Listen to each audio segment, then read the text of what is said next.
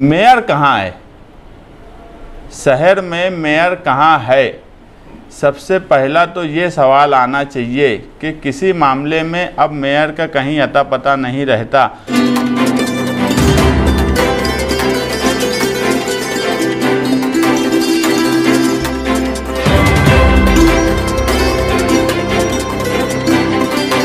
आप देख रहे हैं भारतीय मीडिया न्यूज़ चैनल। मैं हूं मुस्तकीम शाह और आप देख रहे हैं भारतीय मीडिया न्यूज़ चैनल। आइए नज़र डालते हैं आज की कुछ खास खबरों पर। आज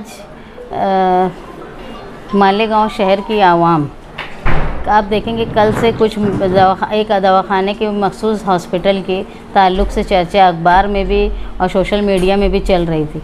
आज सुबह से ही मालेगांव शहर के कई मरीज़ों के हम लोगों को कांटेक्ट हुआ, फ़ोन किया, उन्होंने बोला कि हमारा इलाज नहीं हो पा रहा है 6 सिग्मा हॉस्पिटल में। उसकी पूरी मालूमात हम लोग 2 दिन से ले रहे हैं। जो बुनियादी तौर पे हम लोगों को समझ में आया है कि भाई आउटर मालेगांव आउटर के एमएलए ने वहाँ पर विज़िट की और उसके बाद से ऐसा माहौल पैदा हुआ कि पूरी मालेगांव कारपोरेशन कल के रोज़ हॉस्पिटल की इंक्वायरी में लग गई। हम लोगों को बोलते हुए बहुत दुख होता है कि जब मालेगांव शहर में बीमारी तेज़ी से फैलती है, जैसे आप देखेंगे पिछले दिनों हम लोगों ने डायरिया के ख़िलाफ़ एहतजाज किया। इतना बोलने के बाद भी जो इंतज़ामात होना चाहिए थे कारपोरेशन की तरफ से वो नहीं हुए। लेकिन एक मखसूस शख्स के विज़िट करने के बाद से सारा अमला, कारपोरेशन का सारा अमला जो है वो एक स्पेशल हॉस्पिटल के ख़िलाफ़ छोटी छोटी खामियां निकालने पर लग गया। हमारा ये नहीं कहना है कि अगर किसी की खामी हो तो उसको नज़रअंदाज किया जाए, लेकिन अगर बहुत छोटी खामी हो और जिससे मरीज़ों को और आवाम को तकलीफ़ होती हो तो ऐसी चीज़ों को नज़रअंदाज करना चाहिए। और बोलने का मौका अगर कोई खाती है कारपोरेशन की नज़र में या कानून की नज़र में, तो खाती को एक बार मौका मिलना चाहिए अपनी सफाई देने का।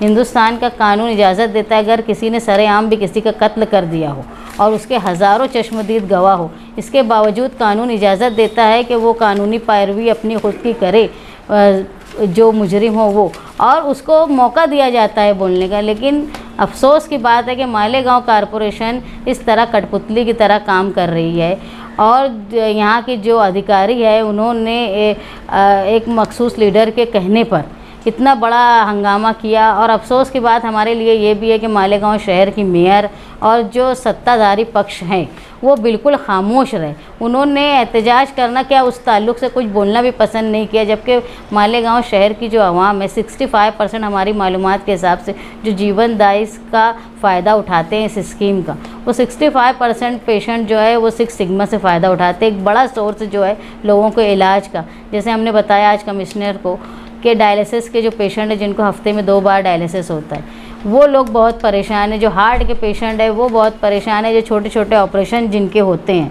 आज लॉकडाउन के हालात ऐसे हैं कि शहर से दूसरी तरफ जाना शहर से दूसरे शहर जाना बहुत मुश्किल काम है, बहुत ख़र्च लगता है।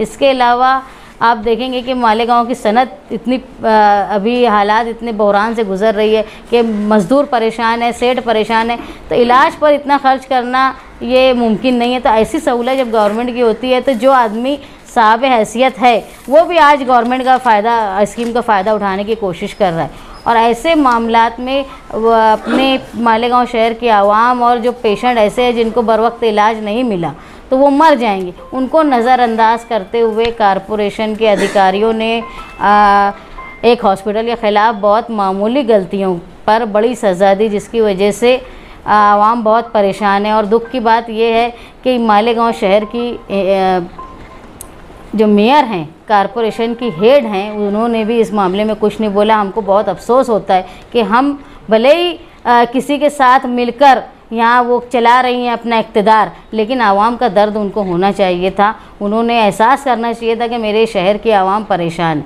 और ऐसा नहीं है कि ये गलती एक ही हॉस्पिटल से हुई। अगर निगेटिव बात सोची गई और बदले की भावना से काम किया गया तो बहुत सारे हॉस्पिटल्स ऐसे हैं जिनमें ये सारी खामियां हैं, लेकिन लोगों का नुकसान ना हो इसलिए हम लोग जैसे लोग नज़रअंदाज करते हैं ये बात को। तो हमने कॉरपोरेशन के कमिश्नर को आज बताया कि आपकी जो कार्रवाई हो रही है वो एक तरफ़ा लगती है, सामने जो हॉस्पिटल वाले हैं उनको आपने बोलने का मौका नहीं दिया, और आप अगर उनसे बातचीत करके कोई हल निकालते हैं तो उससे मरीज़ों का बहुत फ़ायदा होगा। अगर आप हल नहीं निकालेंगे सिर्फ और उनसे हमने दरख्वास्त की, जैसे यूसुफ इलियास साहब है, रिजवान सर साहब है, हम जो लोग ये मामले में जिनके पास शिकायत आई, फ़ौरी हम लोग एक साथ जमा होकर गए और हमने हल निकालने की कोशिश की।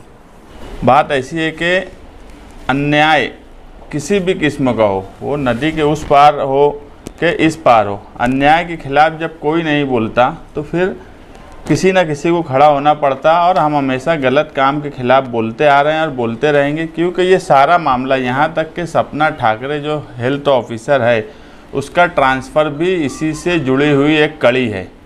जो वो हेल्थ ऑफिसर कितना काम की, कैसा की, ये सब शहर के सामने है।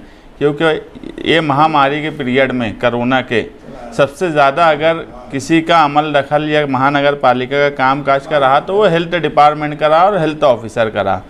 उसके बावजूद 1-1.5 साल से काम करने के ऐसे हालात में उसको बेइज्जत करके ट्रांसफ़र करना ये सही बात नहीं है, ये अवामी राय के ख़िलाफ़ काम हुआ है।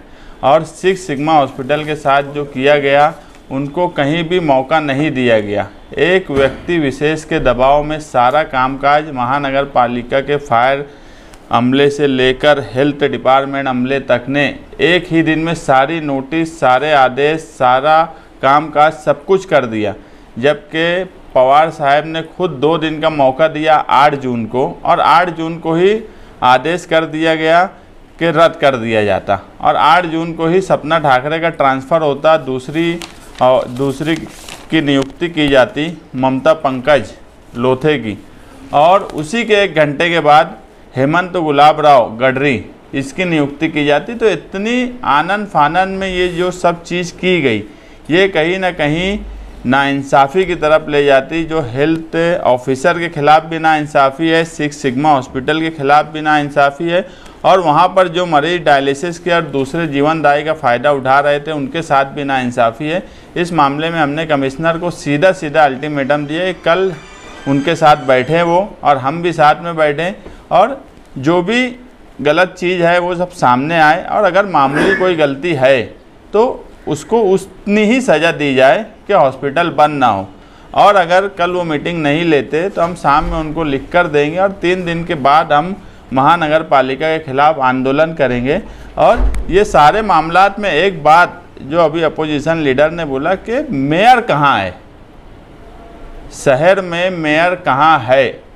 सबसे पहला तो ये सवाल आना चाहिए कि किसी मामले में अब मेयर का कहीं अता पता नहीं रहता।